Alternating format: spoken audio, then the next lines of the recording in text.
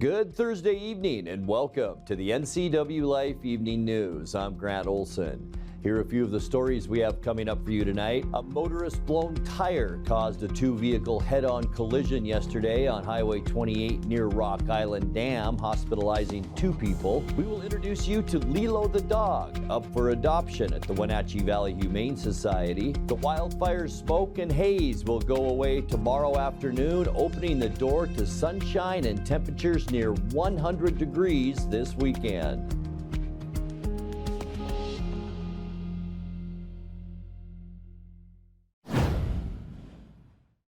Kittitas County search teams on Wednesday located the body of a local man who died one day earlier after jumping from a cliff into the Columbia River.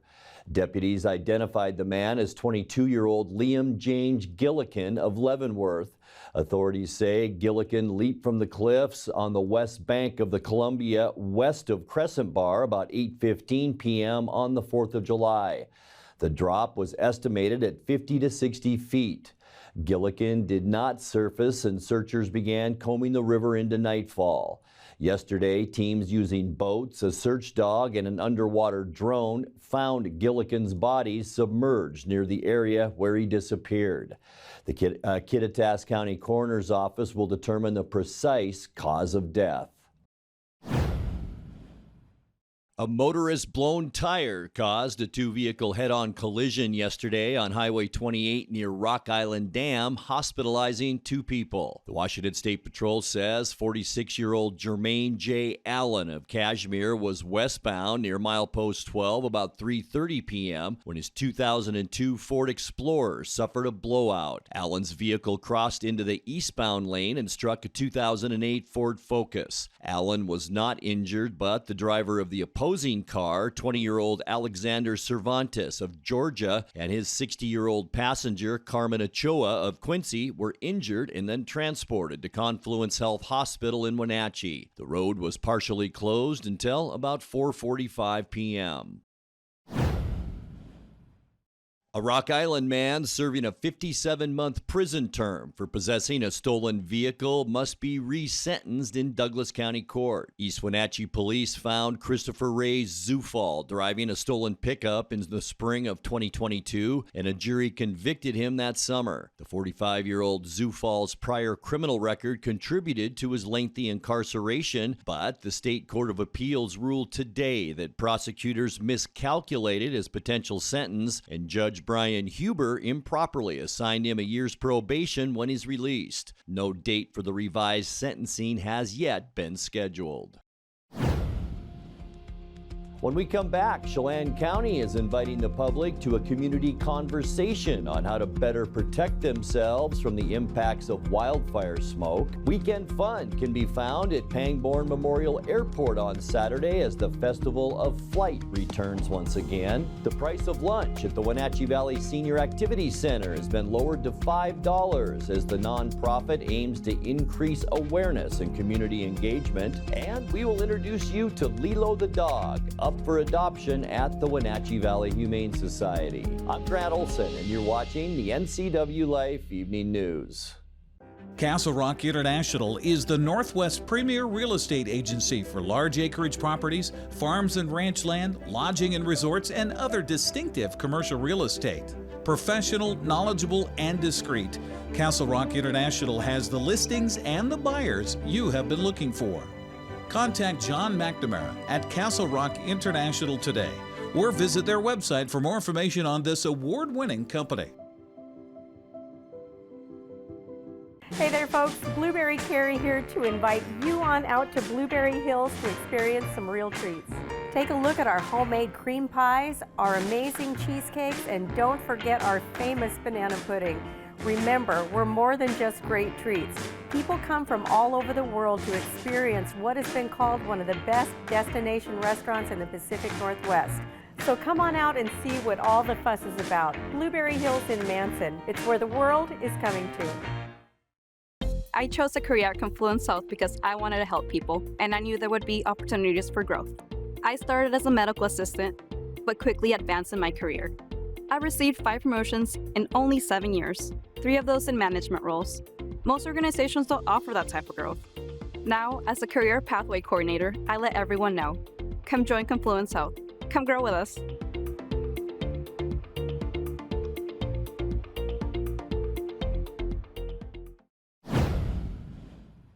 Chelan County is inviting the public to a community conversation on how to better protect themselves from the impacts of wildfire smoke. The No Community Left Behind, Firewise, and Smoke Readiness event will help raise public awareness on the health impacts of wildfire smoke and the actions people can take to better prepare for the heavy smoke wildfire season brings with it.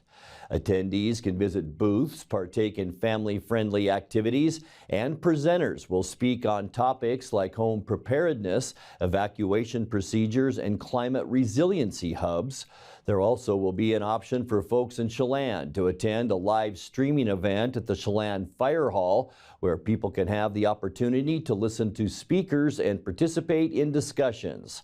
The event will be held next Thursday, July 13th at the Local Event Center at Pybus Public Market, and that will run from 4 p.m. to 6:30 p.m. Weekend fun can be found at Pangbourne Memorial Airport on Saturday as the Festival of Flight returns once again. The free event celebrates the historic landing of the Miss Vidal at East Wenatchee after Clyde Pangbourne and Hugh Herndon took it for the first trans-Pacific flight that began in Misawa, Japan. Attendees can check out vintage airplanes, get their faces painted, participate in Japanese-inspired events, and enjoy a showing of the film Devotion. Mama Tina's Pizza, Shaved Ice and More, Dee's Beans, the high-end food truck, and Our Shack Barbecue will all be vendors for the day. The event will take place this Saturday, July 8th from 9 a.m. to 3 p.m.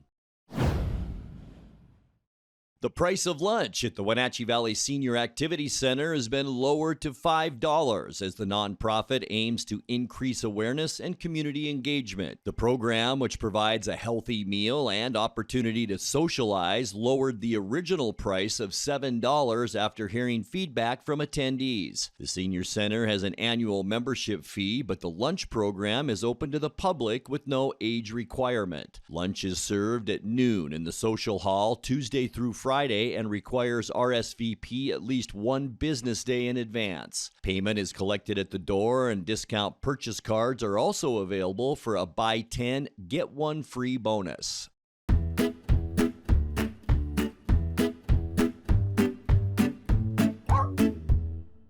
Hi, I'm Corley with Wenatchee Valley Humane Society.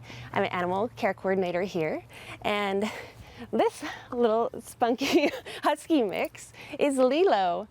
She's a husky, so while being 10, she still does have some energy, but most of the time she really loves to relax. You'd never know it right now, but she's a very chill dog normally, and she's just kind of looking for her soft place to land.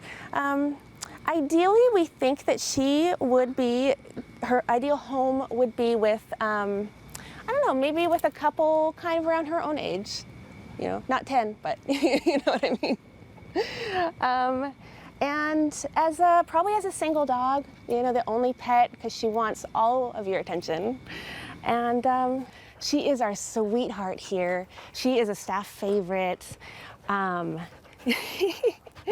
She loves playing, and she loves fetch and her stuffed animals, and she loves spending time with people. She's very social with us. She's just a really great, fun, she's very small husky too, but she's just a really great companion. So come down and meet her, and you know, throw the ball for her and give her some scratches, and take her for a walk. She's very good on leash.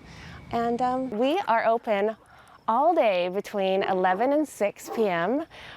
Thursday through Tuesday. Give them a call at 509-662-9577 or visit their website at wenatcheehumane.org.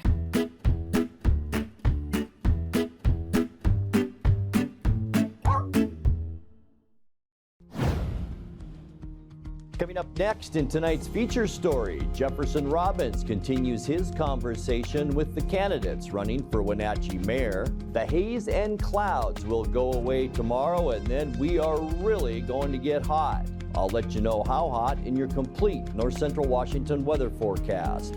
That and much more still to come tonight. Please stay with us. Are you caught in a conflict with a family member, in the workplace, or with a neighbor or business? Wenatchee Valley Dispute Resolution Center provides mediation services, a cost-effective and efficient way to provide a written resolution to disputes and issues.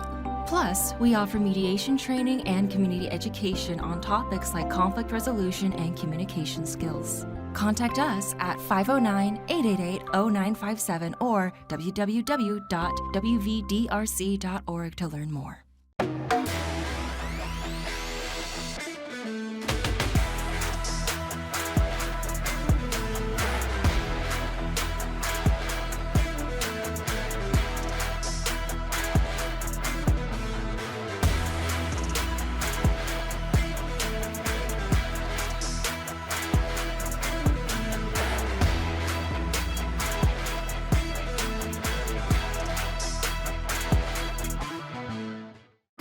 D.A. Davidson in Wenatchee provides financial services for independent-minded clients working to secure their futures.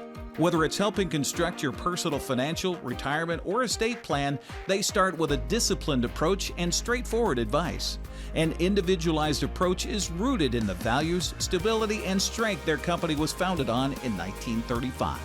With offices coast to coast and personal attention you deserve right here in the Wenatchee Valley, learn more about D.A. Davidson. A lack of affordable housing looms large for Wenatchee's upcoming election for mayor. Ballots for the August primary should begin arriving in homes late next week. In tonight's feature story, NCWLIFE's Jefferson Robbins spoke with all three candidates for mayor, two of whom will head on to the general election. He asked each one about their strategy to encourage affordable housing for the city. The logical steps to do is to work in partnership with East Wenatchee and with Chelan, Douglas County. Malaga has a vast level area, and with a future connectivity of a bridge connecting Malaga to Rock Island, an expansion of our urban growth development area would give us a whole new area to rezone and to repopulate. And as part of that, we can build in, and it's been carried out in many different cities and countries around the world, where a developer, hopefully a local developer, comes in and basically is putting his development plan forward. But as part of the approval and as part of the actual system, he needs to document that 20% of his development is not low income, but affordable housing. This is a very popular scheme in Ireland. Ireland is smaller than the state of Washington. And we ran into this problem 15 years ago. From seeing how that was resolved and how it's worked, it actually brings this togetherness, and that's the campaign promise and platform in which I'm working on. Well, it's certainly going to have to be some assistance, because the house prices, it's supply and demand, and it's as simple as that. And so as the prices go up and people are being priced out of their homes, their taxes are going up, I'm very concerned about the people that are on fixed incomes and long-term Wenatchee residents that are being forced out of their home and forced out of the area, because once they do sell here, they can't afford to rebuy here. So there's several issues involved here. One of them being, if you implement all of a sudden a non-supply and demand, I'll call it an artificial minimum wage, that's double what it used to be, that all of a sudden that's raising the cost of everything. So your cost of homes are going to go up, and so you try to give people extra income,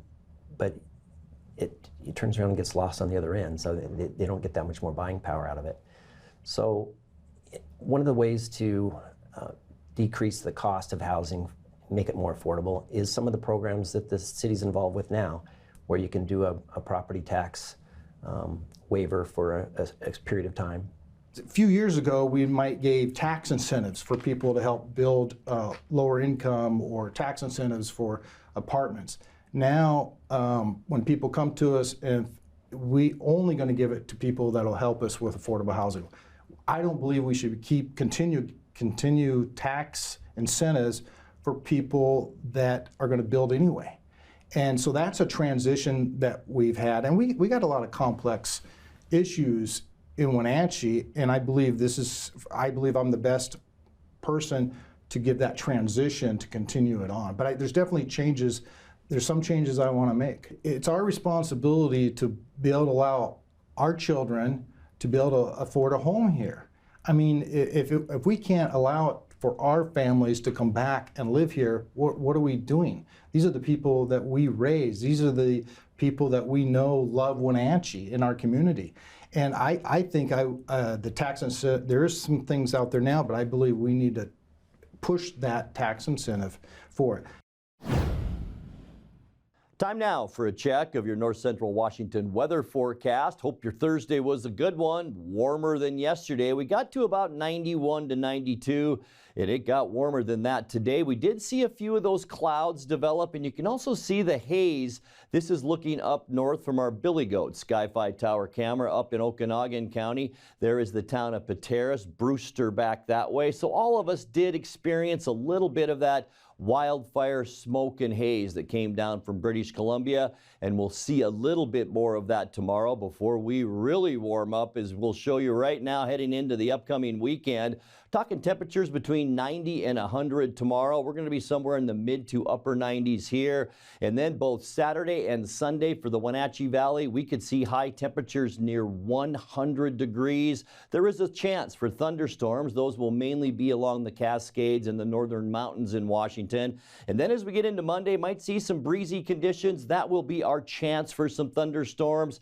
But as you can see, we are going to remain hot with high temperatures then in the mid-90s. How do you beat the heat? Well, there's several ways. Drink plenty of water. Avoid alcohol if you are outside. It will dehydrate you very quickly. So drink those beverages with electrolytes, Gatorade and the such, that will help you out during the afternoon. Apply sunscreen and apply it often, at least SPF 30 or higher. And of course, wear lightweight, loose-fitting clothes and take regular breaks if you can in the shade. The best advice, get into some air conditioning because it is going to be awfully hot. We got warm today too, 94, our unofficial high temperature at Pangbourne Airport. 85 is where we should be for this time of year. 9 degrees above, and we're going to be better than that as we move into the upcoming weekend. Our record high, 104, set back in 1968. 64, our low this morning. 60 is normal, and our record, 46, and that was set in 1971. We're getting close to 1 inch and 3/10 now behind for moisture. We've been sitting at 3.11 inches for quite a while, and not much of the wet stuff in our forecast. 5:11 our sunrise this morning, and the sun sets tonight for the first time in a while before 9 o'clock at 8:59. All right, let's check those Friday temperatures. They're on the way up, as I mentioned. We will see a little bit of that wildfire smoke and haze in the morning. Things will clear out in the afternoon. 98 in the Columbia Basin, Moses Lake, Ephrata, and Quincy. We'll almost be there. 97 for Wenatchee, also Chelan and up into Omak. But even the higher elevations, Leavenworth, 95, Lake Wenatchee, high tomorrow, 91 degrees. It's all because of a great big area of high pressure that really hasn't gone anywhere for about a week and a half or so. That'll bring us very mild overnight temperatures tonight. How about this? Low temperatures around 70 degrees. So we're not going to get a lot of relief from the heat even in the nighttime hours.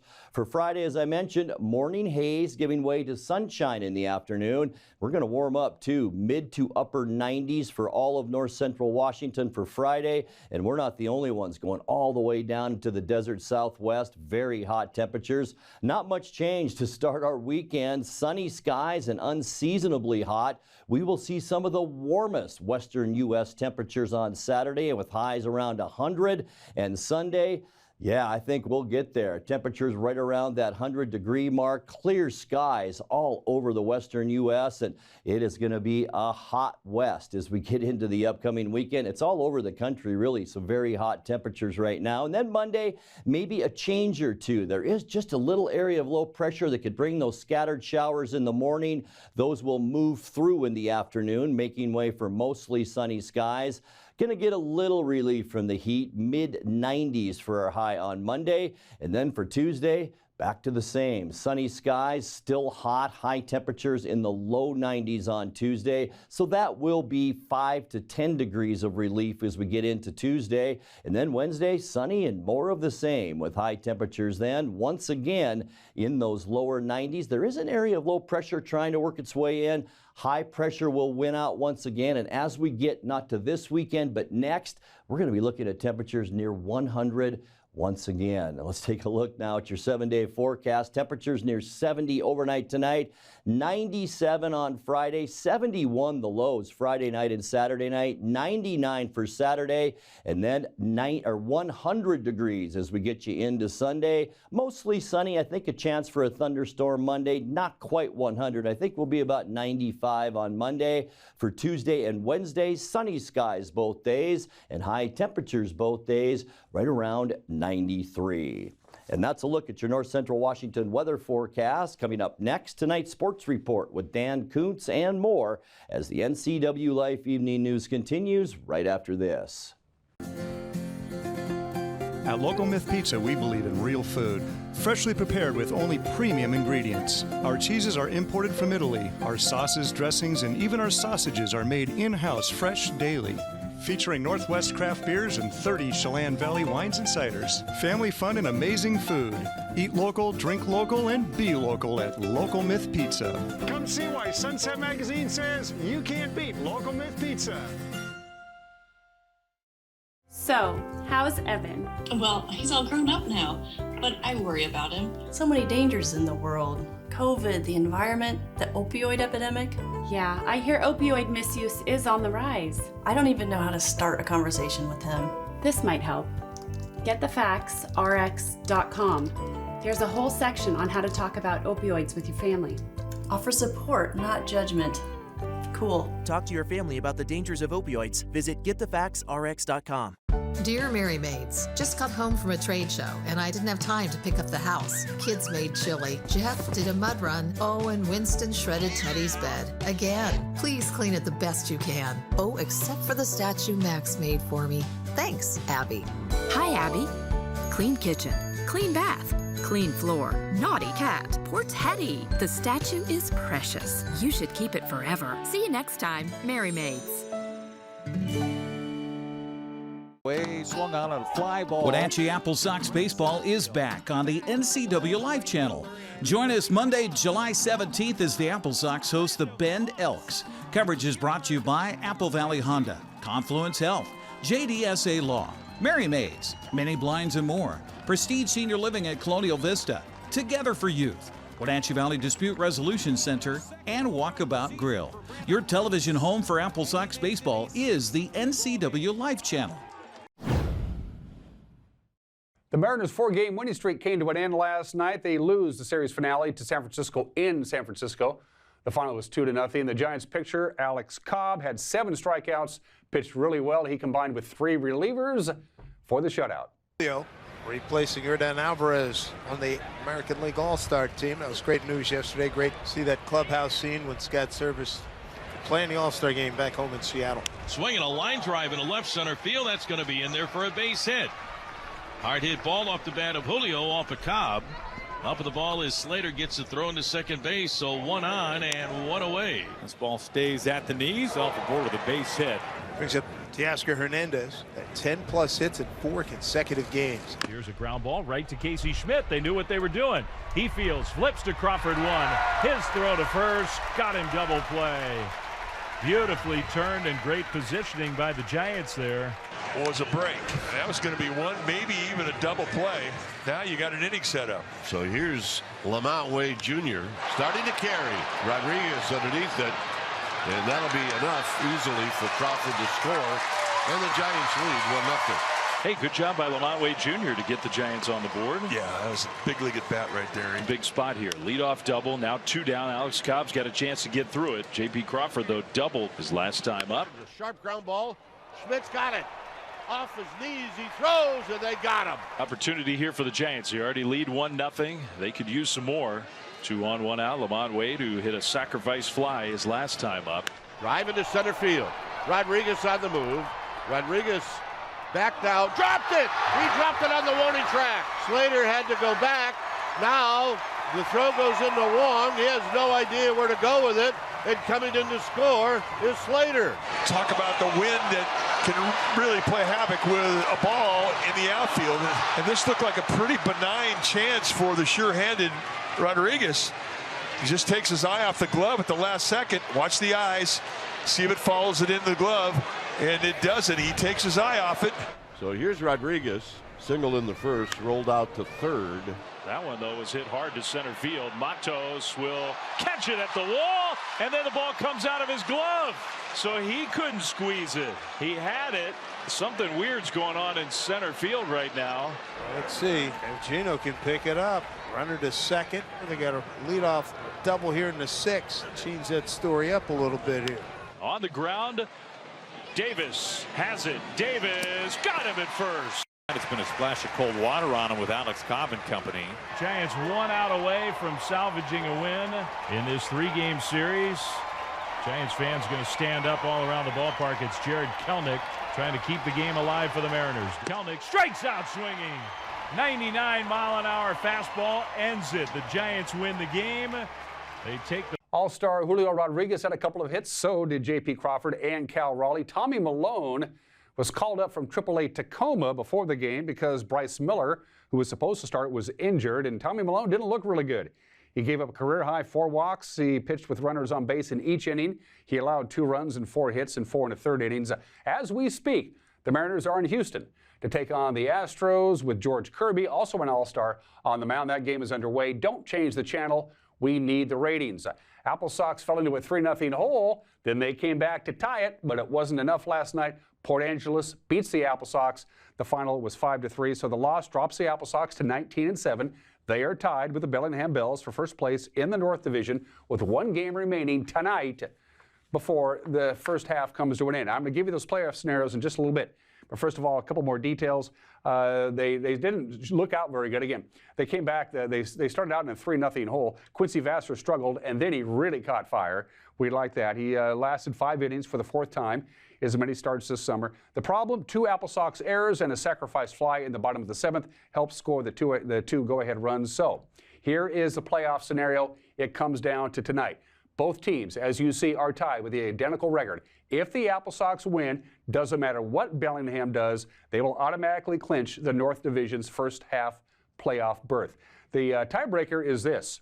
It's if both teams end up tied like they are now, if Wenatchee wins and Bellingham wins, the first scenario would be head-to-head record against each other. Well, the Apple Sox and the Bells haven't played each other yet this year. So the second tiebreaker scenario is run differential in league games. This is Wenatchee has a big edge.